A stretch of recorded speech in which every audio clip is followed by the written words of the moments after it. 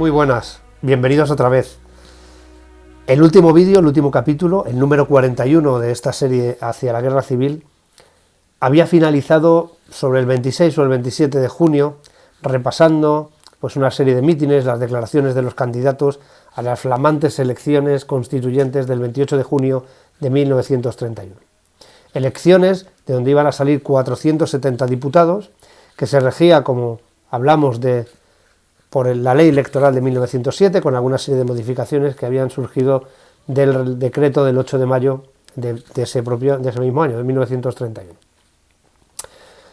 Bien, habíamos repasado pues algunas de las declaraciones, como digo, en Barcelona, donde Ventura y Gasol, además de lo que hablamos en el capítulo anterior, también hacía declaraciones sobre si los catalanes eran españoles o no eran españoles. Él tenía muy claro que los catalanes no eran españoles, pero que sí querían formar parte de la República Federal Española. Ese paso de esta catalá, de acció catalana, de los partidos no más catalanistas, sino más de la versión independentista durante la época de la dictadura, ahora van a ir derivando hacia la aceptación de un federalismo.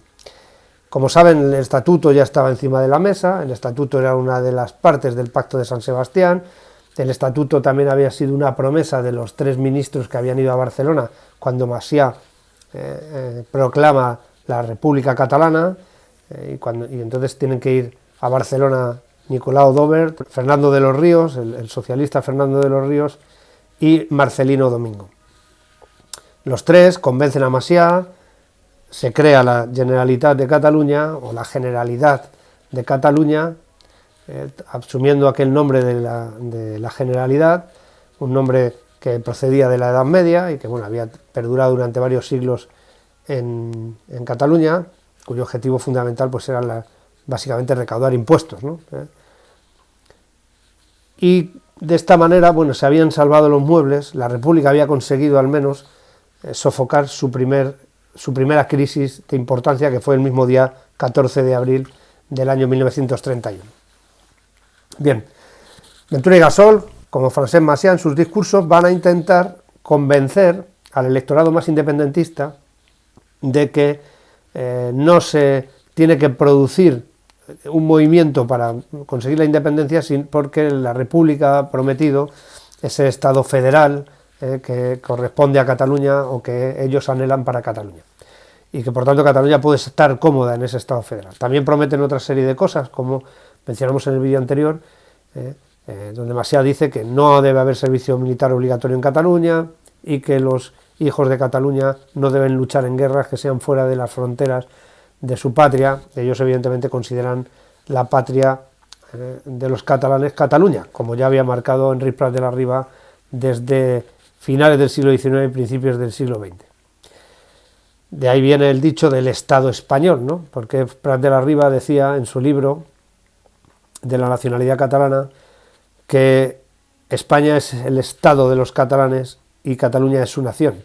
Y esta es la manía quizá que todavía perdura en nuestros días, de señalar a España no como nación, sino hablar de un Estado español, negando quizá de esa forma el estatus de nación para nuestro país, ¿no?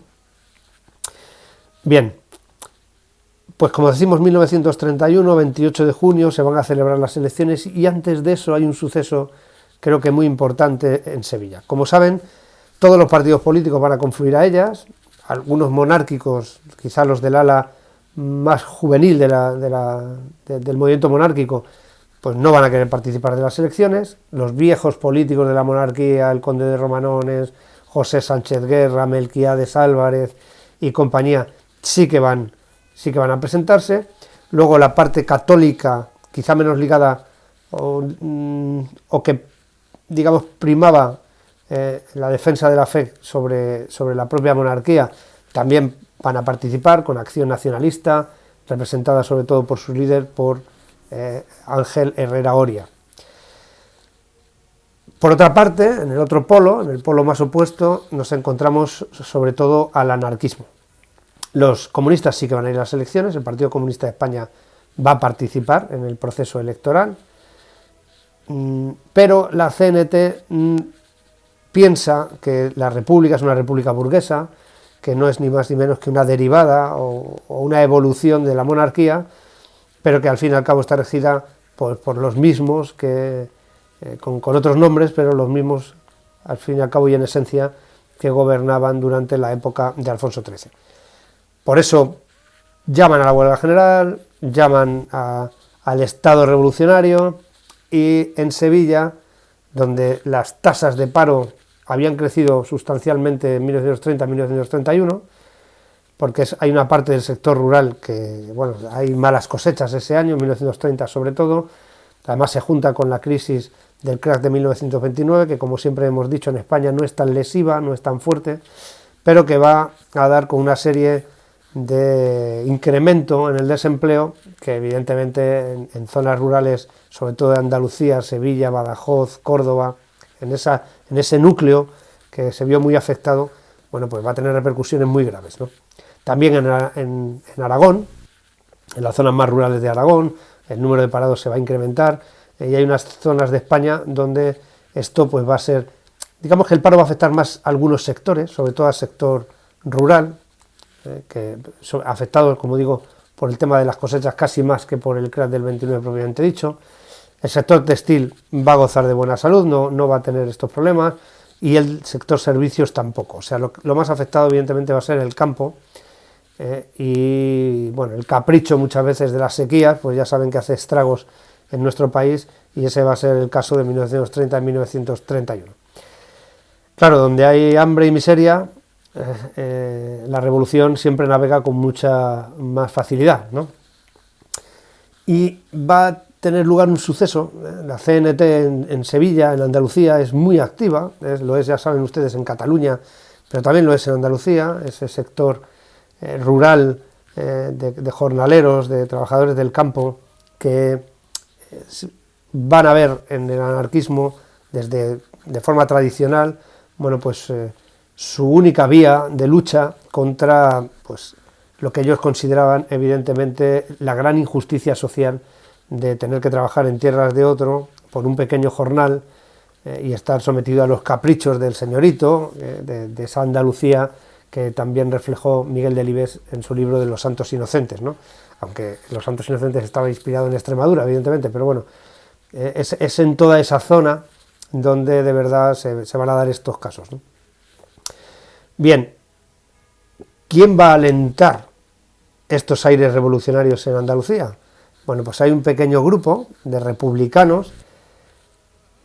Es importante decir, antes de seguir con esto, que los candidatos se podían presentar por varias circunscripciones a la vez. Por ejemplo, Alejandro Lerroux se va a presentar en Madrid y en Barcelona. ¿Podían ganar los dos escaños? Por supuesto que sí. Y lo que hacían era renunciar a uno de ellos. Al que renunciaban, esos pasaban a una segunda o incluso a una tercera vuelta. Por eso, ustedes alguna vez escucharán que fueron elegidas en 1931 dos mujeres, que fueron Victoria Kent, por parte del Partido Republicano Radical Socialista, el partido de Marcelino Domingo, y por parte del Partido Republicano Radical de Alejandro Lerroux, la segunda mujer era Clara Campoamor. Esas son las dos elegidas diputadas. Sin embargo, en las Cortes Constituyentes de 1931 estaba también Margarita Nelken, del Partido Socialista, concretamente de la Asociación Socialista de Extremadura. Bien, pues Margarita Nelken es elegida en el mes de octubre, en una de esas vueltas, porque el proceso electoral va a durar desde junio hasta noviembre de 1931, habida cuenta que, bueno, pues la elección de todos los puestos que han quedado vacantes se va a ir cubriendo a medida que vayan pasando las sucesivas vueltas.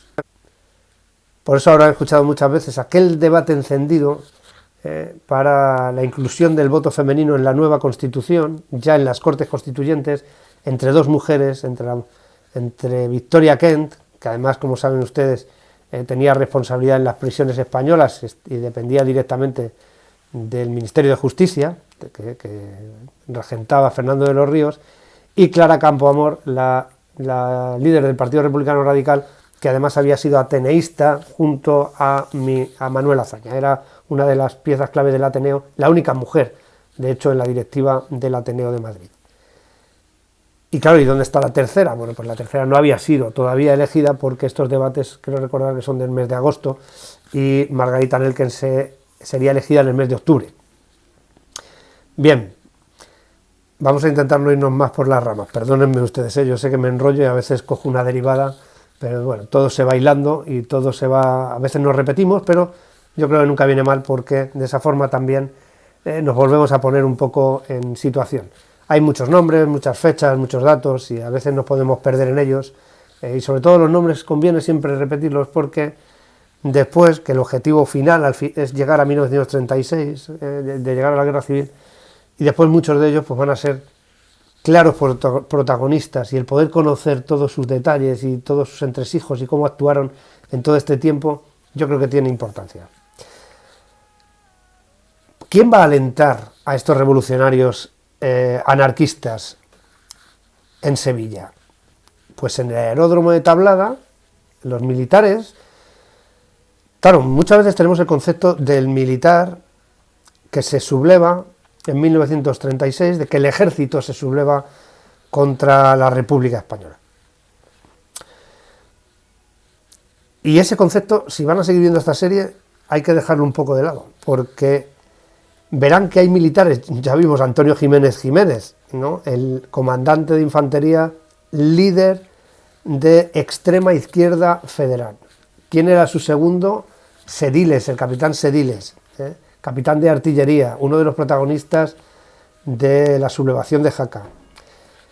Después, en 1933, va a aparecer la UMRA, la Unión Militar de Republicanos Antifascistas, que prácticamente están próximos al anarquismo.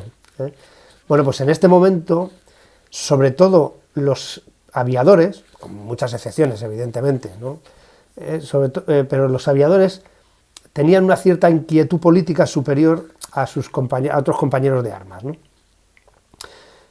Lo habían puesto de manifiesto en el mes de diciembre de 1930, durante la sublevación de Cuatro Vientos, el día 15 de diciembre para ser exactos, donde prácticamente todo el aeródromo de Cuatro Vientos, la mayoría de los oficiales, bueno, pues se van a unir a Ramón Franco y a Gonzalo Queipo de Llano en ese intento de asaltar el Palacio de Oriente y al mismo tiempo pues hacer que se levantaran las masas en Madrid, aunado a un proceso revolucionario, a un proceso de huelga general y que proclamar la República. Fue un fracaso, pero estaban, como digo, los aviadores muy metidos en ello, ¿no? No solamente era Ramón Franco, sino que había varios oficiales que también estaban compinchados.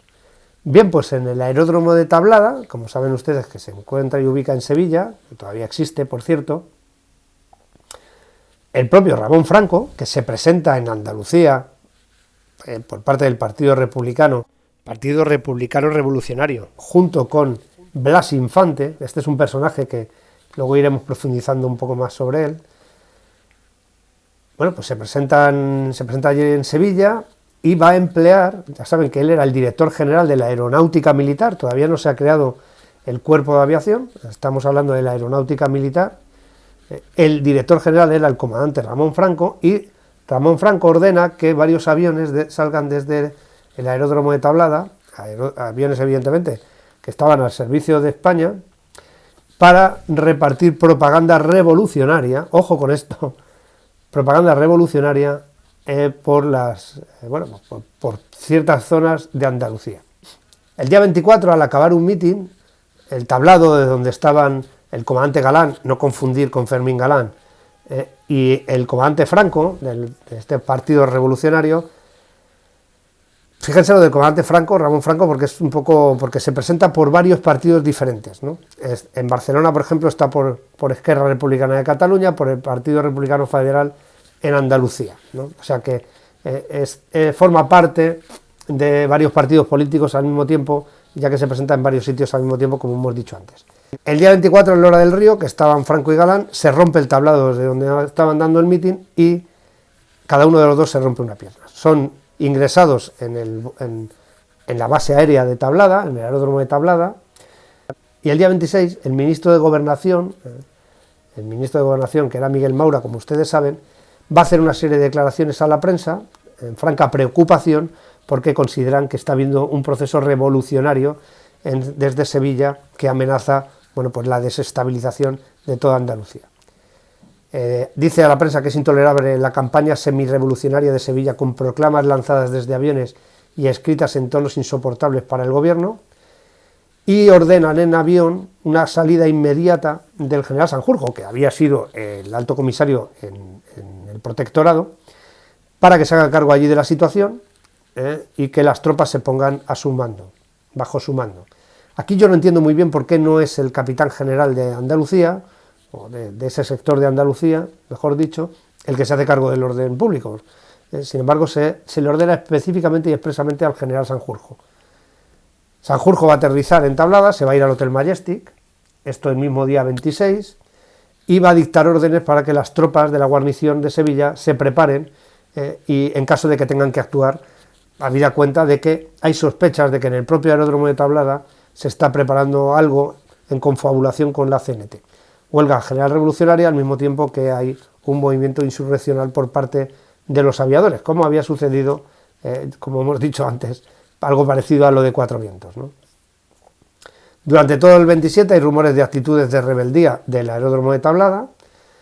El comandante Franco se va a negar a entregar a Sanjurjo, que aparece otra vez allí en el aeródromo, para hacerse cargo con un teniente coronel que va a nombrar él mismo y de forma personal para que ostente el mando del aeródromo, pero Franco va a dar órdenes precisas de que no se le entrega porque él es el director general de aeronáutica, a pesar de que, como hemos visto antes, el Miguel Maura va a avanzar a la prensa que se va a suspender y se va a eliminar la aeronáutica militar, ya que, como saben ustedes, va a pasar a ser el cuerpo de aviación. Por lo tanto, Ramón Franco se quedaba sin puesto en ese momento.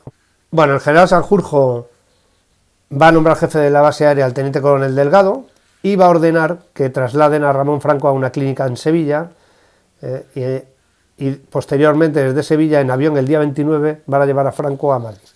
Franco era muy famoso en este momento, estamos hablando de Ramón Franco, evidentemente, Ramón Franco Bahamonde.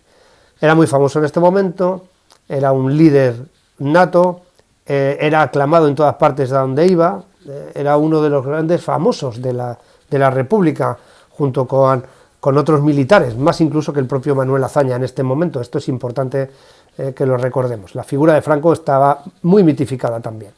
Bien, Miguel Maura va a explicar a la prensa el día 29, el día después ya de las elecciones, y va a decir que desde hacía días seguía de cerca los manejos de sindicalistas y comunistas en Andalucía bajo la dirección de los amigos del comandante Franco, que se preparaba un movimiento un poco desorganizado por el accidente sufrido por el propio comandante y que recabó del jefe del gobierno y del ministro de la guerra autorización para cortarlo de raíz, enviando a Sevilla al general Sanjurjo con órdenes concretas.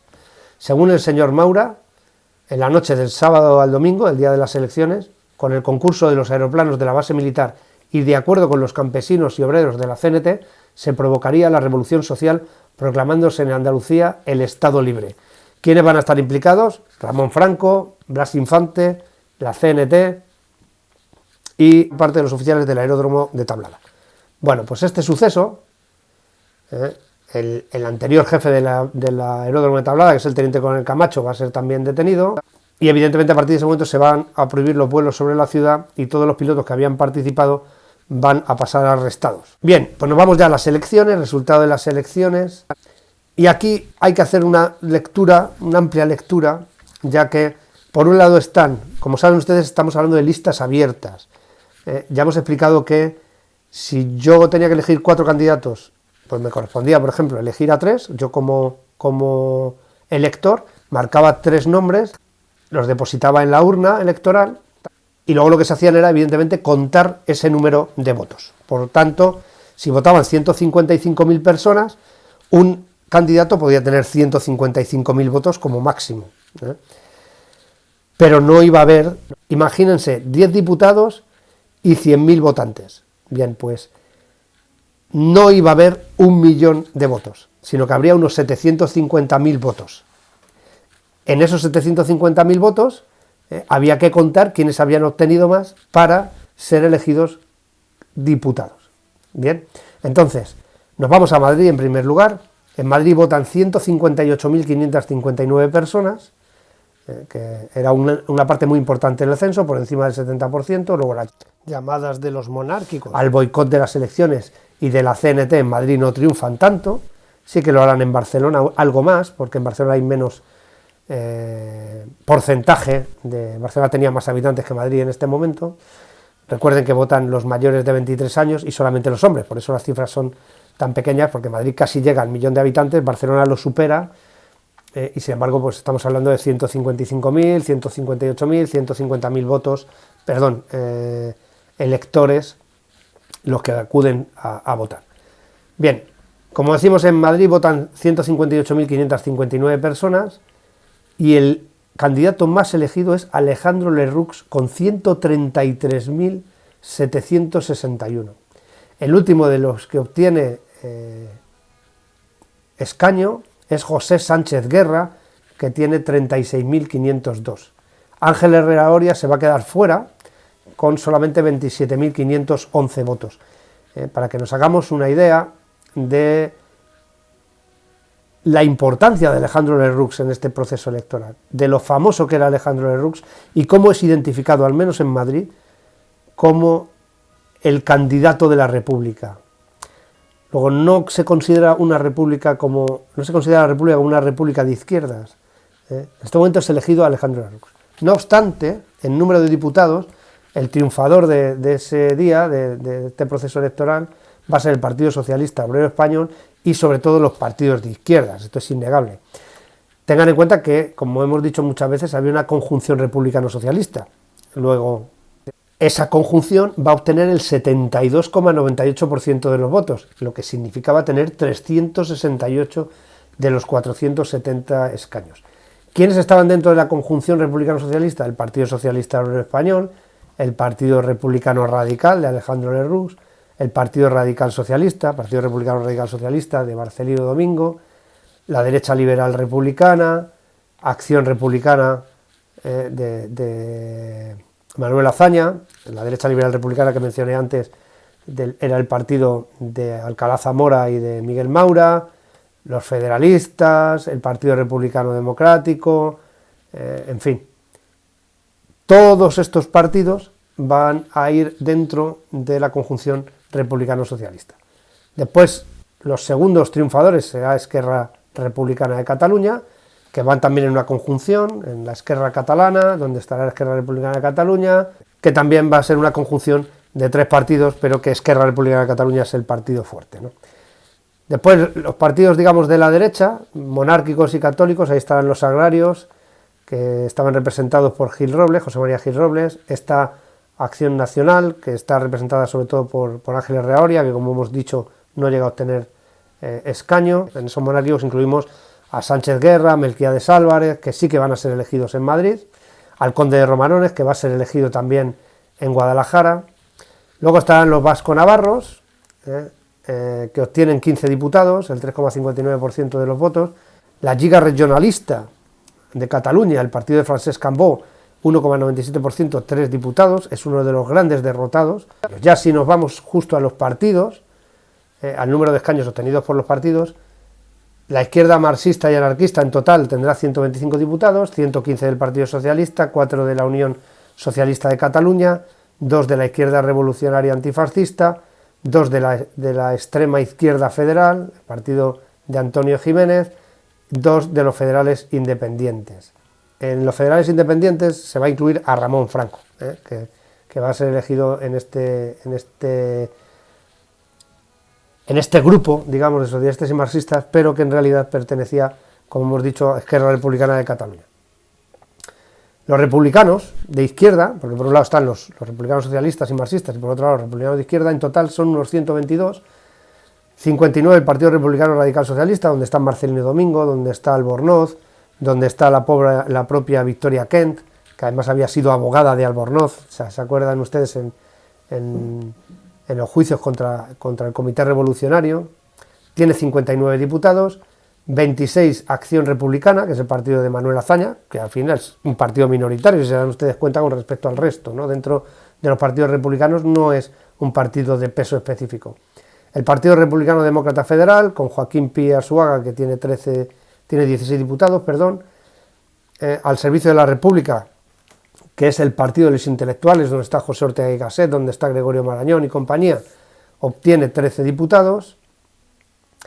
Esquerra Catalana Radical Socialista, que es el partido de Ramón Nogués, tiene 2 diputados, y los Republicanos Independientes, donde están Unamuno, donde está Sánchez Román, que también son evidentemente parte de esa intelectualidad, pero que se presentan como independientes, obtienen en total 6 diputados. De tal manera que la Cámara también se va a llenar de aquellos intelectuales que habían luchado contra la dictadura de Primo de Rivera, de Ramón Berenguer y del almirante Aznar. Los republicanos de centro y de derechas obtienen 129 diputados, el Partido Radical es el segundo triunfador de la noche, con 90 diputados, están justo detrás del Partido Socialista, el segundo partido más votado. La derecha liberal republicana va a obtener 25, que está más o menos al mismo nivel que el partido de Azaña, este es el partido de Alcalá Zamora.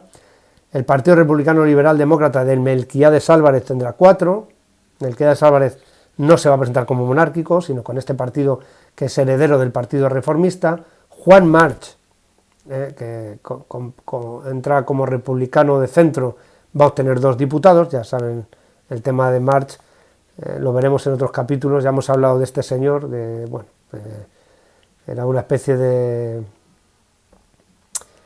no sé muy bien cómo decirlo ahora mismo, yo creo que en los próximos capítulos saldrá su figura porque es determinante, era un hombre muy rico, un magnate, que siempre estaba muy próximo al poder, por interés. Bien, continuamos con el apoyo a la República de Osorio y Sánchez Guerra, aquí aparecen como republicanos, pero evidentemente son monárquicos, obtiene 2 diputados, ellos 2, estos eran los monárquicos sin rey. La agrupación republicana provincial de Nicasio Velayos 2 y los republicanos independientes, aquí están los liberales, agrarios, católicos, otros 4 diputados. Por último, los regionalistas y nacionalistas de centro y de derecha. Tenemos al Partido Nacionalista Vasco, de Aguirre, que luego sería el Lehendakari, con 7 diputados. Los independientes galleguistas de Castelao y Pita Romero tienen 5. Los independientes pro estatuto de Estella tienen 3. La Lliga Regionalista con Cambó tiene 2. El Partit Catalanista Republicà, que es básicamente Acció Catalana, tiene 2, que es el partido de Nicolau d'Hulbert, que era, como ustedes saben, ministro y solamente obtiene 2 diputados, y el Partido Agrario Republicano Autonomista de Portela Valladares tiene 1. Por último, dentro de las derechas, 5 el partido de Herrera Oria no está incluido entre ellos. El Partido de Acción Nacional, después la República le va a impedir tener el nombre de nacional a cualquier partido cualquier institución que no forme parte del Estado, y van a tener que cambiar el nombre. En lugar de Acción Nacional se va a llamar Acción Popular, que en 1932 luego quedaría integrado en la CEDA. Por último, la Comunión Tradicionalista, los carlistas, tendrán 4 diputados, los católicos agrarios de Clairart tendrán 3, la Unión Monárquica de José Calvo Sotelo tendrá 1 diputado. Lo que pasa es que José Calvo Sotelo se ha presentado con un partido, no pudo hacer propaganda electoral, ya que él estaba exiliado, evidentemente está buscado por la justicia por haber sido ministro de la dictadura, está exiliado en Portugal y no puede ni siquiera recoger su acta de diputado. Él pensaba que iba a pasar como había sucedido después de la huelga general revolucionaria, donde habían sido condenados Lago Caballero, Julián Besteiro o Saboriz, por ejemplo. A pesar de estar condenados, habían sido elegidos en las elecciones de 1918 y directamente habían obtenido el indulto y habían acudido al Congreso de Diputados. Eso pensaba Calvo Sotelo que iba a suceder con él, pero no va a ser así. No se le va a permitir recoger el acta de diputado y va a tener que permanecer en el exilio. Ojo a Calvo Sotelo, porque será una figura muy importante en los próximos meses y años. Y por último, el Partido Monárquico Liberal, el antiguo Partido Monárquico Liberal que había protagonizado en un primer momento don Práxedes Mateo Sagasta, al que luego había pertenecido José Canalejas, y que el último vestigio era el conde de Romanones, tiene un diputado que fue el propio conde de Romanones y lo obtiene en Guadalajara. Y este es el resumen del resultado de estas elecciones, en las que, como ven, hay una atomización muy grande, con un montón de partidos políticos que muestran es evidente el estado embrionario en el que está la República desde un punto de vista político. Luego muchos de estos diputados cambiarán de partido, cambiarán incluso hasta de sector, de la izquierda a la derecha, al centro, se irán moviendo entre ellos, porque, bueno, evidentemente aquí todo es muy novedoso, hay una ilusión general por crear estas Cortes Constituyentes, por formar parte de estas Cortes Constituyentes. Como ven ustedes también, los intelectuales entran a jugar, está Unamuno, está Ortega y Gasset, está Gregorio Marañón, hay gente de mucho peso desde un punto de vista, bueno, pues las universidades, ¿no? Los catedráticos de las universidades van a estar presentes, también Julián Besteiro, también Fernando de los Ríos, militares, en todas las salas y en todos los sectores, de la derecha hasta la izquierda, van a formar parte de este Congreso de los Diputados, de estas Cortes Constituyentes de 470 diputados de 1931, donde al principio, a pesar de todo, en estos 470, las mujeres no podían votar, pero podían ser votadas, y solamente son elegidas 2. De 470 habrá 468 hombres y 2 mujeres, pero esas 2 mujeres van a protagonizar el próximo episodio, donde veremos y hablaremos del voto femenino. Muchas gracias, nos vemos en el siguiente vídeo. Gracias.